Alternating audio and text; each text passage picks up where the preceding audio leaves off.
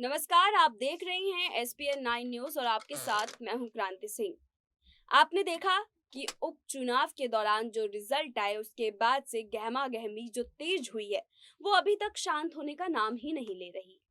इस गहमा गहमी के बीच में जो सबसे अहम मुद्दा रहा और जो सबसे अहम बनकर के उभरा वो रहा उत्तर प्रदेश की सीटें, यानी कि रामपुर सीट और आजमगढ़ सीट। आजमगढ़ सीट और रामपुर सीट ये दो ऐसी सीटें थी जहां पर सपा का दबदबा था और इन सीटों पर देखा जा रहा था कि इन दोनों सीटों पर कहीं ना कहीं सपा जो है वो उभरेगी और बीजेपी को टक्कर देकर के बीजेपी को मात दे सकती है। लेकिन जो समीकरण बने और जो वहां की जनता ने अपने समीकरण का एक अंदाज दिखाया वो उपचुनाव के दौरान साफ नजर आया और जनता ने बीजेपी को चुना बजाय इसके कि सपा को चुने, जबकि ये दोनों ही सीटें सपा के गढ़ में आती है और इन दोनों सीटों पर सपा जो है हर बार जीत दर्ज करती है। लेकिन इस बार सपा पीछे रह गई और यहाँ से बीजेपी बाजी मार गई। अब चलिए इसके कारणों पर पहुंचते हैं कि आखिरकार सपा वहां पर हारी कैसे। तो बता दें कि सपा प्रमुख जो है वो कहीं भी एक बार भी जमीनी स्तर पर नहीं पहुंचे। वहीं दूसरी तरफ आजमगढ़ में वहां पर भी वो नहीं दिखे। अगर हम देखें तो आजम खां इस दौरान अहम भूमिका में नजर आए। आजम खां ने अपने प्रत्याशी के समर्थन के दौरान वहां पर मौजूद भी हुए, लेकिन उसका कोई फायदा जो है वो नहीं दिखाई दिया। सीट से वो फिर भी बेदखल हुए, सीट पर वो फिर से हार गए। आपको बता दें कि ये पूरा जो वाक्यांश हो रहा था उस वाक्यांश का असर अब सपा पार्टी पर साफ तौर पर देखने को मिल सकता है। अब आप सोच रहे होंगे कैसे, तो हम आपको बता दें कि सपा पार्टी जो है यानी कि सपा के प्रमुख अखिलेश यादव और आजम खां इन दोनों ने रामपुर सीट से एक प्रत्याशी को उतारा। दोनों में मंथन हुआ था। उसके बाद आजम खां के तर्ज पर प्रत्याशी उतारे गए।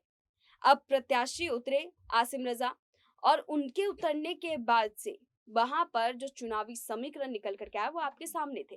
वहां पर बीजेपी बाजी मार गई, जबकि वहां पर तय ये था कि वहां तो सपा ही उस सीट पर अपनी जीत दर्ज करेगी। लेकिन भगवा रंग लहराया और सपा का नीला रंग ढल गया।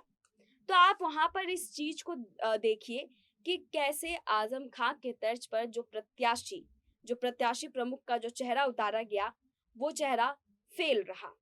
आजम खां के दाव के फेल होने के बाद अब ये कयास लगाए जा रहे हैं कि आजम खां और सपा प्रमुख अखिलेश यादव के बीच में जो दरार है वो खुलकर के सामने आएगी। क्योंकि हमने देखा था कि आजम खां जब जेल में थे तो विपक्ष के पार्टी जो नेता थे वो सबके सब उनसे लगातार मिलने पहुंच रहे थे, लेकिन एक बार भी अखिलेश यादव जेल की तरफ नहीं गए, वहां पर एक बार भी आजम खां से नहीं मिले। तो इससे साबित होता है कि आजम खां के लिए अखिलेश यादव के दिल में पहले से ही दरार थे। अब इस दरार को और बढ़ावा तब मिल गया जब रामपुर सीट पर सपा हार गई। अब सपा ने तो भरोसा जताया था आजम खां पर, आजम खां ने भरोसा जताया अपने प्रत्याशी पर, लेकिन वहां पर जब हार का मंजर देखना पड़ा तो अब उस हार के मंजर का पूरा प्रभाव जो है वो आने वाले दिनों में सपा पार्टी में देखने को मिल सकता है।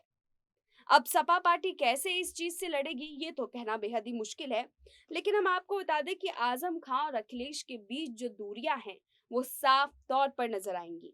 अब यहाँ पर हम आपको बता दें कि पिछले कुछ दिनों में एक कयास लगाए जा रहे थे कि आजम खां जो है वो बीजेपी से हाथ मिला सकते हैं, क्योंकि देखा गया था कि बीजेपी के साथ में आजम खां बहुत बार नजर आए।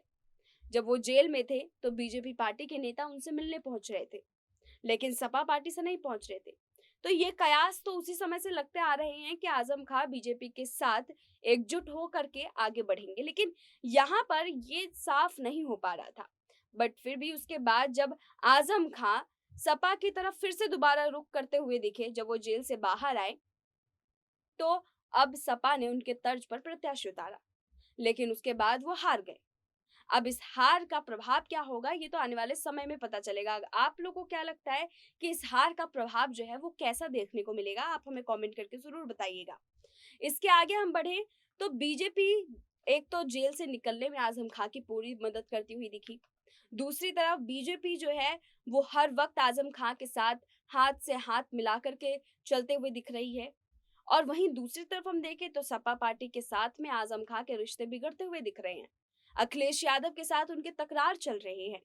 तो इन दोनों मुद्दों को अगर हम एक साथ देखें मिला जुला कर, तो साफ पता चल रहा है कि आजम खां जो है अपनी नई राह तय कर सकते हैं। आजम खां के नई राह तय करने को लेकर के आप लोग के क्या तर्क है, हमें कमेंट करके जरूर बताइएगा।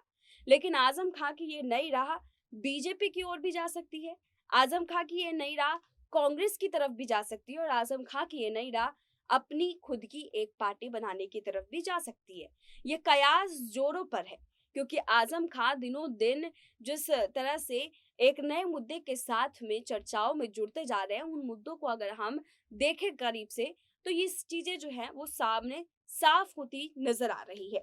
अब हम आपको बता दें कि जब ये चुनाव चल रहा था, उस चुनाव के दौरान एक बहुत बड़ा जो सवाल है वो निकल करके आ रहा था कि ईवीएम का मुद्दा। अब ईवीएम का मुद्दा क्या था उस दौरान, वो हम आपको बता देते हैं। दरअसल ईवीएम के रोल को लेकर के कई बार सवाल खड़े किए गए। रामपुर चुनाव में जब आजम खां को हार का रास्ता देखना पड़ रहा था, जब उनके प्रत्याशी उतने वोट नहीं ला पा रहे थे जितने आजम खां को चाहिए था, तो उस समय आजम खां ने आरोप लगाया। आजम खां का साफ तौर पर कहना था कि ईवीएम की वजह से, ईवीएम में बीजेपी ने गड़बड़ी की, इसी वजह से यहाँ पर हमारी पार्टी नहीं जीत सकती है, क्योंकि ईवीएम के थ्रू जो है बीजेपी अपनी जीत को सुनिश्चित कर रही है। दूसरी तरफ जब जब उनके पार्टी के प्रत्याशी हैं, जब उस दौड़ में आगे निकल रहे थे, तब तब आजम खां की तरफ से कोई भी बयान सामने नहीं आ रहा था। लेकिन अगर हम देखें तो जब जब उनके प्रत्याशी पीछे हो रहे थे, तब तब आजम खां के ट्वीट आ जा रहे थे, और ट्वीट में उन्हें साफ तौर पर कहते हुए नजर आ रहे थे कि इस पूरे मामले में ईवीएम का बहुत बड़ा रोल है। ईवीएम जो है वो गलत तरीके से इस्तेमाल किया जा रहा है, और ईवीएम जो है वो भी बीजेपी सपोर्टर है। अब बताइए आप ही कि ईवीएम पर सवाल उठाना किस हद तक सही है।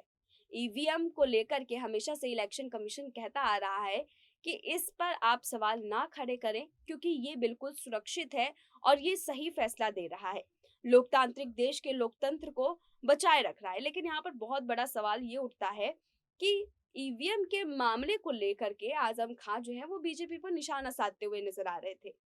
लेकिन वहीं दूसरी तरफ जेल से निकलने में भी बीजेपी उनका साथ दे रही थी, और तीसरी तरफ देखें हम तो बीजेपी उनके कंधे से कंधे मिलाने को लिए भी तैयार है।